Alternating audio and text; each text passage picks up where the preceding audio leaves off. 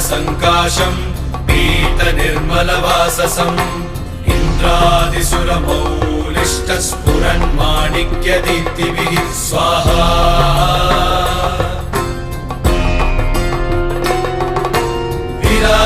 विराजितपदद्वन्द्वम् शङ्खचक्रादिहेतिभिः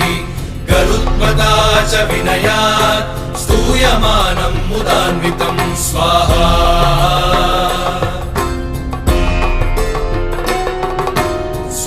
स्वहृत्कमलसंवासम्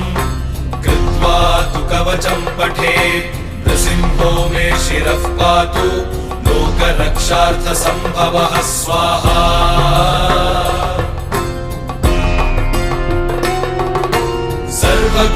सर्वगोपिस्तम्भवासः हालं मे रक्षतु ध्वनिम्